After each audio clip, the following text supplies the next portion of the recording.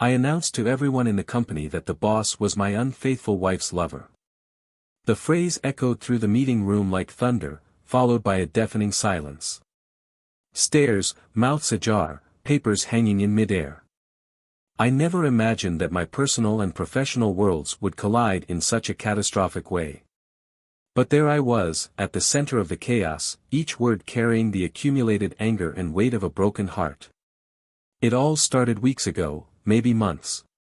The different perfume she wore, the sparkle in her eyes that used to be reserved for me, and the increasingly lame excuses for last-minute meetings or dinners with her friends. I wanted to believe that I was paranoid. Who in their right mind would suspect the person with whom they shared a decade of life, who they saw at the altar, who they held when our lives fell apart at difficult times? But there was something. Something that didn't fit. "You're imagining things," she said with a smile that once comforted me but now sounded empty. "I love you, you know that." Her words seemed rehearsed, as if they were said more to herself than to me. I tried to ignore it. I tried to convince myself that my mind was playing tricks on me. Until one day, while I was having my coffee before leaving for work, I noticed the glow on her cell phone screen. A message that shouldn't have been there. "I can't wait to see you again." That night was unforgettable. My heart stopped for a moment, followed by a wave of heat that ran up my face. I tried to stay calm, but something inside me knew there was no turning back. I decided to wait, to investigate. I didn't want to explode without proof. I didn't want to be the one to ruin everything because of an unfounded suspicion. But every day, the truth unraveled before me, like a web that I couldn't escape. I began to notice patterns. Calls that ended abruptly when I entered the room. Deleted messages. Schedules that used to make sense, but were now filled with inexplicable gaps. And the scariest thing, his boss. He appeared at the most unexpected moments. A confident smile, glances that lasted a second longer than they should, and that air of superiority that now seemed to mock me. "Do you think I'm cheating on you with my boss?" "How ridiculous," she shouted when I confronted her for the first time. Her words hurt, but not enough to erase the doubt that was growing inside me like a cancer. So I waited. I watched. And deep down, I hoped I was wrong. But I wasn't. It was a Friday. She left saying she was going to meet her friends. Something made me follow her. It wasn't suspicion, but a visceral instinct that I couldn't ignore. My heart was beating so hard that it seemed to fill the whole car as I drove through the streets, keeping a safe distance. When she stopped in front of a hotel, my vision blurred. I don't know how long I stood there, watching her walk in without hesitation. Minutes later, he appeared.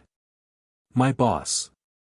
The man who, until that moment, I had respected and admired. The air seemed to escape from my lungs. I didn't enter the hotel, I didn't confront them. Not because I lacked courage, but because at that moment I needed time to process the betrayal, the weight of being betrayed twice, as a husband and as an employee. What came next was a plan. Not ordinary revenge, but something that would hit them where it hurt most. I knew I couldn't just confront them in private. That would be too easy for them. I wanted the truth to crush them, just as I felt crushed. The next day, I went to work as usual. I smiled, greeted everyone and sat down at my desk. Every move felt like a rehearsal for the big moment. Throughout the morning, I watched him walk around the company, as arrogant as ever, while my wife texted me as if nothing had happened. "Do you want to have dinner tonight?" one of them said, as if the betrayal hadn't completely consumed my soul. In the afternoon, during the monthly meeting, I waited for the right moment. He was at the center of the table, explaining numbers that no one else was paying attention to, and I raised my hand. "Excuse me, I need to say something." All eyes turned to me. My boss smiled, waiting for me to ask a question or praise his leadership. He wasn't prepared for what came next. "I know this isn't part of the agenda, but I believe everyone here deserves to know the truth. The man at the head of this company, who everyone here respects, is also my wife's lover." The silence was instantaneous. He froze, the words stuck in his throat. I saw the panic in his eyes, the color fading from his face. Someone dropped a pen, the only audible sound in the room. "Have you lost your mind?" He tried to laugh, but his insecurity showed through. "That's ridiculous." "Is it?" I retorted, taking my cell phone out of my pocket and showing him the evidence I had gathered. Photos, messages, times that coincided with his absences from the office. The room erupted in murmurs. Some stood up, others covered their mouths in shock. He tried to keep his posture, but it was too late. There was no denying it. My wife called me incessantly that night, but I didn't answer. I knew this was only the beginning. The initial impact of the truth had been devastating, but the real consequences were yet to come. And as I sat alone in the empty apartment, a single question remained in my mind: how far can the truth destroy us before it sets us free? Welcome to our channel. Here, we never support or romanticize any form of betrayal. All the stories are fictional, created to show how infidelity can destroy lives and relationships in devastating ways. Get ready for a narrative that will grip you from start to finish. Adjust your headphones, take a deep breath and be ready to dive into a shocking story you'll never forget. Happy listening. Lucas and Clara were a couple admired by many. He, a manager at a renowned company, was known for his firm but fair leadership, while she, a history teacher at a private school, enchanted students with her passion for the narratives of the past. They had been married for almost 10 years, long enough for their friends to call them an example of stability and companionship. Their marriage seemed solid, built on a foundation of mutual respect and understanding. From the start, Lucas admired Clara for her determination and the way she put her family above all else. Clara, for her part, always saw Lucas as a dedicated man, a tireless worker who strove to build a secure future for both of them. Despite their personality differences, she being more spontaneous and he more methodical, the two balanced each other out, finding in the other the perfect complement. They lived in a spacious house, with a well-kept garden that Clara made a point of maintaining. It was common to see her, at weekends, on her knees in the dirt, tending to the flowers while Lucas worked on some renovation or repair in the garage. Those moments, although simple, were for them the essence of a life together. They shared the tasks, respected the silences and shared the moments of peace. But not everything was as idyllic as it seemed. In recent months, something had changed in the dynamic between them. Clara had become more distant, her smile seemed more forced, and her evenings spent reading on the sofa had been replaced by long hours on her cell phone. Lucas, immersed in his responsibilities at the company, noticed the signs, but didn't confront them directly. He believed it was just a phase, the result of tiredness and the demands of modern life. On the other hand, Clara's withdrawn attitude fed her a growing sense of guilt. Something inside her whispered that a chasm was forming, but she didn't know how to fill it. At the company where Lucas worked, the pressure was mounting every day. The new boss, Roberto, had taken over about a year ago and turned the atmosphere into a whirlwind of expectations and competition. He was charming, assertive and had a presence that didn't go unnoticed. Lucas, who had previously stood out for his confidence and natural leadership, began to feel that his position was being challenged. Roberto knew how to captivate, how to manipulate and how to make each employee feel constantly evaluated. Lucas, despite his competence, was not immune to the climate of tension created by his boss. Clara, on the other hand, had an equally busy routine. She devoted herself to her students with the same passion as always, but outside the classroom she seemed more scattered. Her friendship with a work colleague, Mariana, became a relief during her difficult hours. Mariana was single, full of stories of adventures and travels, and seemed to live life untethered. Clara listened to her stories with fascination, as if she were experiencing some of the emotions she felt she had left behind. One evening, after a quiet dinner, Clara suggested to Lucas that they take a vacation together. "I think we need some time to ourselves." Just us. Away from it all, she said, avoiding his direct gaze. Lucas, who was immersed in his work problems, hesitated. It's complicated now, Clara. Roberto is demanding more and more, and leaving at this time would be risky. His answer, even unintentionally, came as a bucket of cold water to her. Clara felt a twinge of frustration grow. She tried to convince herself that it was just a phase, but the emptiness she felt wouldn't subside. Meanwhile, Lucas was trying to deal with the storm brewing at work. In meetings, Roberto's tone was always friendly, but Lucas knew how to recognize subtle criticism disguised as advice. He saw his colleagues aligning themselves more and more with the boss's ideas, while he felt his voice weakening. It slowly consumed him, but he never shared this burden with Clara. In fact, he believed that by not bringing it home, he was protecting what harmony remained between them. Weekends, which used to be about leisure and complicity, became a reflection of the tense weeks. Clara immersed herself in books and activities in the garden, while Lucas isolated himself in the office, answering emails or planning strategies to deal with Roberto's demands. The distance between them wasn't deliberate, but it was palpable. They were both trapped in a cycle of routine and silence, without knowing how to break it. At school, Mariana noticed that Clara was more distracted than usual.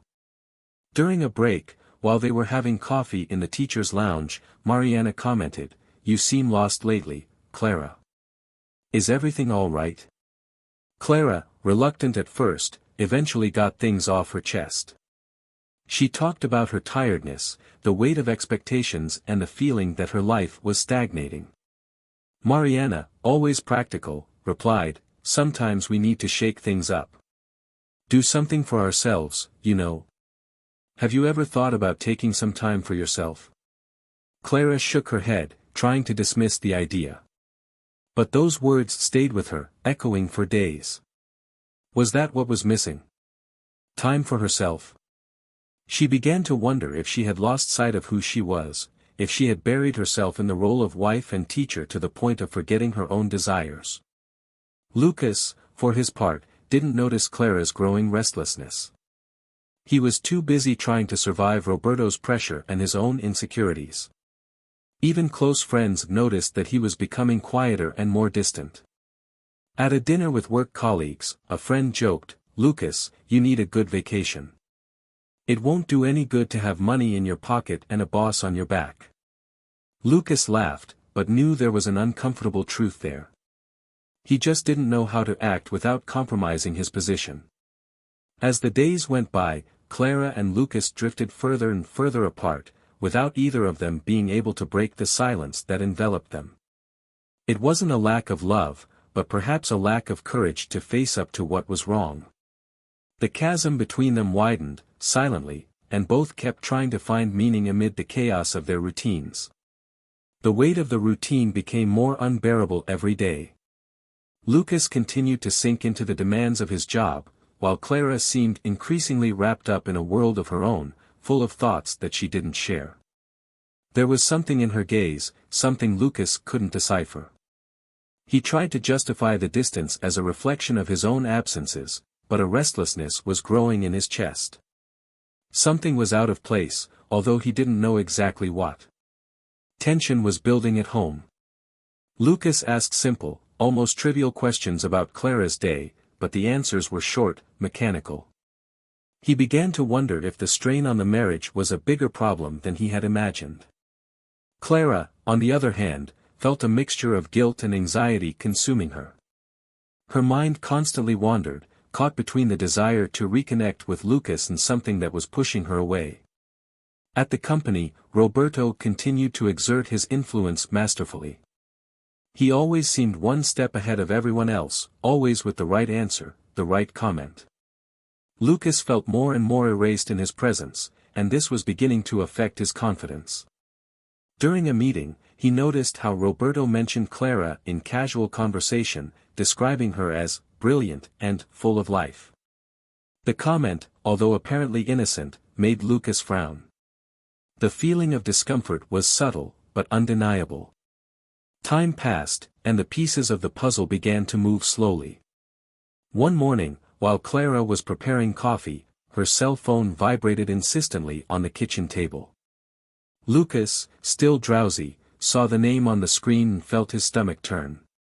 It was a message from Roberto. He didn't open it, but the simple fact that she had left her phone in plain sight seemed like an oversight that said more than 1,000 words. Clara returned to the kitchen and, seeing Lucas's gaze fixed on the device, grabbed the cell phone with a movement too quick to be casual. "It's just something about school, nothing important," she said, avoiding eye contact. Lucas nodded, but doubt had already set in. That week, Clara began to spend more time out and about. Meetings with her friends, supposedly, or last-minute work-related commitments. She kept a forced smile when she explained, but Lucas wasn't convinced. He decided not to press, but his mind began to work incessantly, searching for answers to the questions he still didn't have the courage to ask. The situation reached a critical point when Lucas, for the first time, began to distrust himself. Was he exaggerating? Was his mind, tired and full of pressure, creating scenarios that didn't exist? Trying to dispel his doubts, he decided to vent them to a close friend, Marcos, over lunch. "Sometimes it feels like we're living separate lives, you know. As if I didn't know her anymore." Marcos listened attentively, but avoided jumping to conclusions. "Maybe it's just routine. You need some time together, Lucas. Rekindle what you've always had." Marcos's words sounded like reasonable advice, but Lucas knew it was more complicated than that. He began to observe more, to notice small details that he had previously ignored. Once, Clara came home late, saying she had met Mariana for coffee. However, when Lucas bumped into Mariana a few days later, he casually mentioned the meeting, only to hear, "Oh, we haven't seen each other for weeks." His discomfort grew, but he chose to keep this discovery under wraps, waiting for the right moment to confront her. Meanwhile, Clara was also going through internal turmoil. She tried to justify her actions to herself, but guilt was a shadow that followed her every step. She felt torn, caught between the life she had built with Lucas and something that made her feel alive in a way she hadn't experienced for years. In quiet moments, she wondered if she had crossed a line of no return. Lucas decided it was time to look for answers. Without telling anyone, he hired a private detective. He felt dirty making this decision, as if he were invading Clara's privacy, but the anguish of not knowing was greater. The days that followed were a torment. He tried to act normally, but Clara's every move was meticulously analyzed. Any smile seemed suspicious, any word could be a clue. It was on a Friday night that the detective called. The voice on the other end of the line was neutral, but the words were a punch in the gut for Lucas. "I have something you need to see. Can we meet tomorrow?" He agreed, his mind already anticipating the worst, but still clinging to a thread of irrational hope. The next day, Lucas met the detective in a discreet café. An envelope was slid across the table, containing photos and messages. Each image seemed to cut Lucas to the core, each detail more painful than the last. There was Clara, entering a hotel, accompanied by Roberto. The schedules, the smiles exchanged, the gestures of intimacy. Everything was there, before his eyes, as undeniable proof of his betrayal. He said nothing. He just closed the envelope and left the café, leaving the detective behind. His mind was a jumble of anger, sadness and a sense of helplessness that he had never felt before. He drove aimlessly for hours, trying to process what he had seen. Every image seemed to be engraved in his memory, every detail a stab in the heart.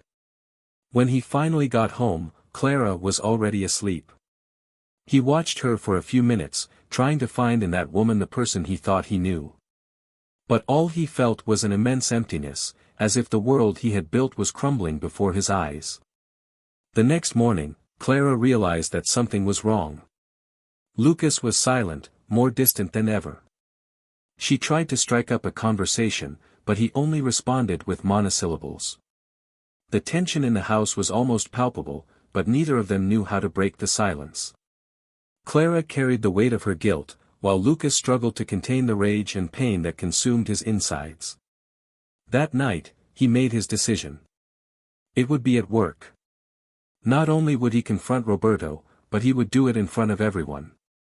If Clara had chosen this path, he wasn't going to protect anyone.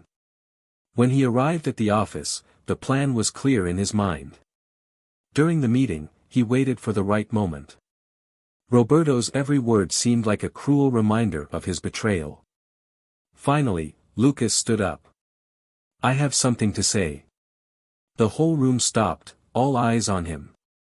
Roberto raised his eyebrows, confused.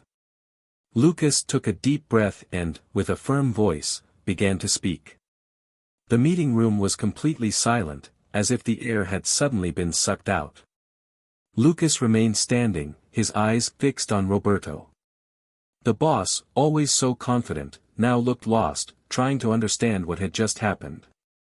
Clara, hearing Lucas' words for the first time in public, froze. Her hands trembled under the table and she avoided looking up. The atmosphere was charged, heavy, as if everyone there was holding their breath waiting for the next move. "You're a coward," Lucas said, his voice filled with a calm that belied the storm inside him. Roberto tried to laugh, but the tension on his face was evident. "Lucas, you're out of your mind. This accusation makes no sense. Let's talk in private, sort this out like adults." Lucas took a step towards the table. "Work it out. What do you want to sort out? You destroyed my marriage, disrespected my family and still have the audacity to hide behind empty words." Lucas' words cut through the room like a blade. Roberto took a deep breath, looking for a way out. "This is a private conversation, Lucas. I don't see the need to expose personal matters in front of everyone." But Lucas wasn't willing to back down. "Private? You've turned my life into a spectacle. Now bear the consequences." He took his cell phone out of his pocket and, with a touch of the screen, projected a series of images onto the living room monitor. Seeing the pictures, Clara felt the blood leave her face. She tried to open her mouth, but no sound came out. The other employees exchanged incredulous glances. Some looked away, clearly uncomfortable. Roberto remained silent for a moment before trying to defend himself. This is an invasion of privacy. You don't have the right to expose my life like that." Lucas laughed, but it was a bitter laugh. "Privacy? You stole my privacy when you decided to cross the line with my wife. You deserve every second of this humiliation." Clara, who had remained silent until then, finally found her voice. "Lucas, please stop. We can talk. It doesn't have to be like this." Her words came out choppy, almost like a whisper. Lucas turned to her, his expression full of hurt. "Talk.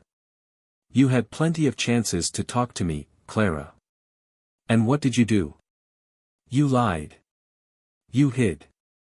You betrayed me in every possible way." Clara's eyes filled with tears, but she couldn't deny anything he said. I don't know what to say. I made a mistake, Lucas. But please, can we resolve this another way? Work it out." Lucas repeated, his voice echoing around the room.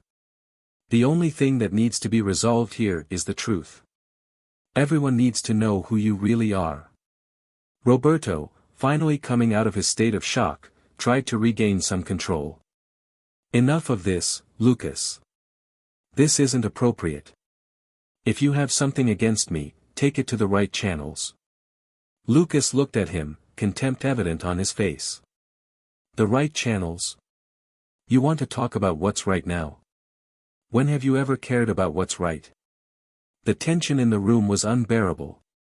Roberto knew he couldn't get out of this situation with words, so he tried to change tactics. "Lucas, think about what you're doing. This could ruin your career, not just mine."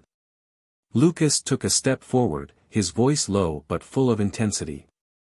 "My career means nothing compared to my dignity. You've already taken enough from me. Now it's your turn to feel the weight of your actions. At that moment, Clara stood up. Her voice, although shaky, carried a mixture of desperation and determination. Lucas, I know that what I did was unforgivable. I'm not here to justify myself, but please don't destroy your own life because of it. Lucas stared at her, his eyes brimming with pain and frustration. My life has already been destroyed, Clara. You and he did it together. I'm just dealing with the wreckage. The colleagues in the room watched in silence, many clearly uncomfortable, but unable to look away. What was happening there was more than an emotional outburst, it was the collapse of a story that many had held up as exemplary. But then something unexpected happened. One of the team members, a woman who rarely spoke at meetings, raised her voice. Lucas, I know this isn't the time, but perhaps you should know that Roberto has a history of questionable behavior with women in the company. Her words were like a spark in an already inflamed atmosphere. Lucas looked at her, confused, while Roberto visibly paled. Clara, for her part, seemed completely oblivious to what was being said, consumed by guilt. What are you talking about? Lucas asked, his voice laden with curiosity and suspicion. The woman hesitated, but decided to continue. He's been involved with other female employees before. Some of them left the company because of it. I couldn't believe it was happening again. Roberto tried to interrupt. That's a serious and completely unfounded accusation. I don't know where you got that idea from.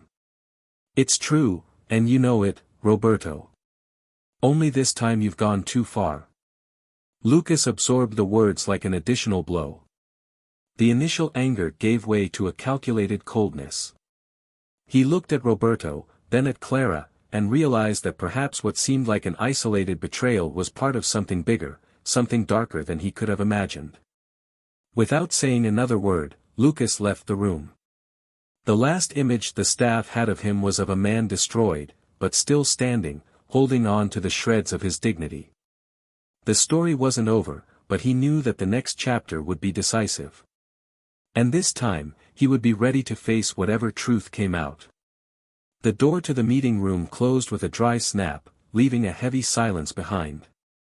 Everyone's eyes remained fixed on the spot where Lucas had stood moments before, but no one seemed to have the courage to say anything. Clara stood, her heart racing as the weight of what had just happened began to fall on her shoulders. She wanted to run after him, explain, shout, ask for forgiveness, but her legs seemed stuck to the floor. Roberto, on the other side of the table, finally broke the silence. Everyone can go back to work. That was a misunderstanding. His voice, normally firm and authoritative, now sounded fragile, loaded with obvious tension. But the faces around the table showed that no one believed him. The atmosphere in the company had changed forever. Clara left the room slowly, ignoring the curious looks that followed her down the corridors. Each step felt like a monumental effort, as if the weight of her guilt was too great to carry. When she reached the parking lot, she stopped next to her car and took a deep breath, trying to hold back the tears that threatened to fall. What could she do now? Everything seemed to be falling apart around her, and the one person who had always been her anchor was now lost to her. Meanwhile, Lucas drove aimlessly through the streets, his mind spinning with the revelations and chaos he himself had caused. Clara's face, Roberto's smiles, the photos, everything swirled around in his head like an uncontrollable whirlwind. He wondered how he hadn't noticed before, how he had been so blind. But more than that, he wondered what he would do next. It was easy to think about revenge in the heat of the moment, but now, with the adrenaline subsiding, he was just empty. Eventually, Lucas stopped at an almost deserted park. He got out of the car and sat down on a wooden bench, his hands buried in his face.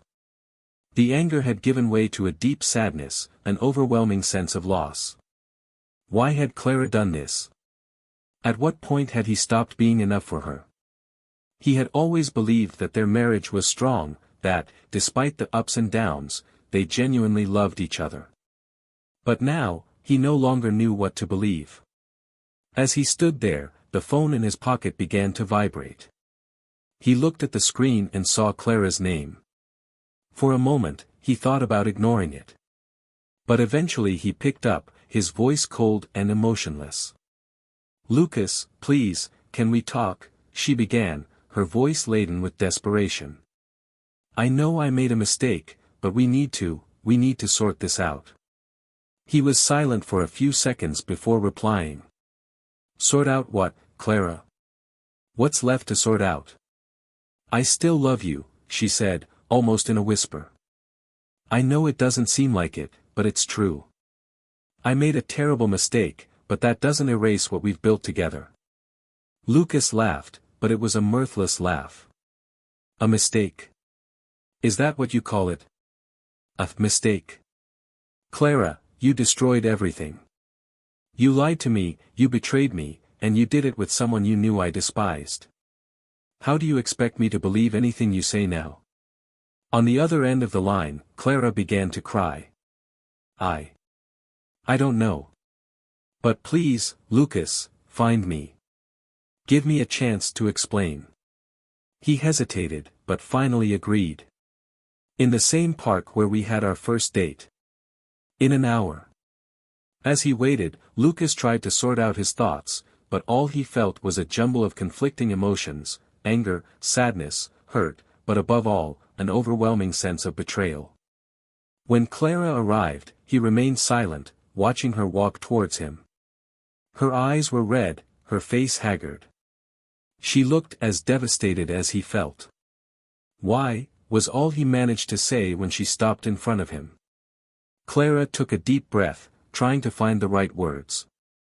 "I don't know if I can give you an answer that makes sense. There's no excuse for what I did. But I can try to explain. I felt lost. As if I'd forgotten who I was outside of our marriage. It's not your fault, Lucas. I lost myself." He shook his head, disbelief in his eyes. "And you thought that sleeping with another man was the solution to that? That it would solve anything?" "No," she said quickly. "I didn't think it would solve anything. It was a mistake, a terrible mistake. But at the time, I was so confused, so desperate for something I can't even explain. And Roberto, he made me feel special in a way I hadn't felt for years." "Special?" Lucas repeated, his voice rising in pitch. "Do you know how many times I tried to make you feel special? How many times I tried to talk, to connect, and you pushed me away? And now you're telling me that that man, achieved what I couldn't." Clara looked down, tears running silently down her face. "I know I failed you. I know I broke something that may never be fixed. But please don't give up on us." "Us?" Lucas laughed again, bitterly. "I don't even know what us is anymore. All I know is that the person I thought I knew no longer exists." Clara stepped forward, trying to take his hand, but he pulled back. "Lucas, please. I'd do anything to fix this. Anything." He looked at her, his heart heavy with the decision he knew he had to make. "Maybe that's what destroyed us, Clara. I was always the one who tried to fix things, but now I don't know if it's worth it." She watched him walk away, his every step seeming to take with it a piece of the world she knew. Clara sat on the bench where he had been moments before, her hands covering her face as the muffled sound of her crying filled the silence around her. Lucas, for his part, knew that he was only just beginning to understand the consequences of betrayal. He knew the road ahead would be difficult, but he was determined to find a way to rebuild his life, even if it meant leaving everything behind. And, deep down, he knew that what was yet to come could change everything. The days following the confrontation were like a blur for Lucas.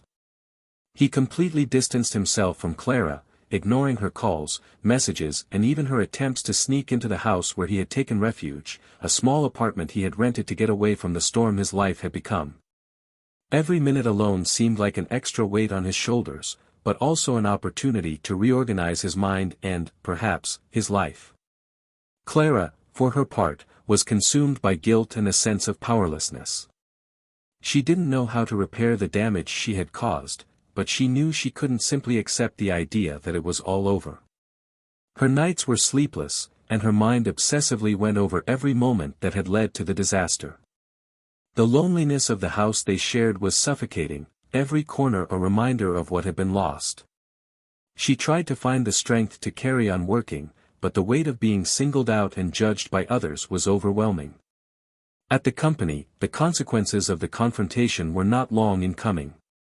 The board became aware of the situation and Roberto was summoned to an emergency meeting. At first, he tried to maintain his stance, vehemently denying any wrongdoing, but the weight of the evidence and reports from other employees about his inappropriate behavior over the years finally buried him. He was summarily dismissed, and his reputation was destroyed, making it impossible for him to get any prominent position again. What began as a game for him ended with the loss of everything he had built, leaving him isolated and full of regrets. Lucas, meanwhile, faced an internal dilemma that gave him no peace. He wanted to move on, rebuild his life and leave behind all the pain that Clara and Roberto had caused.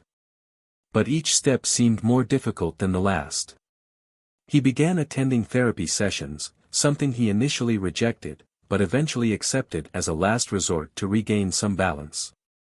It was there, sitting in an uncomfortable armchair, that he finally began to release the weight of his emotions.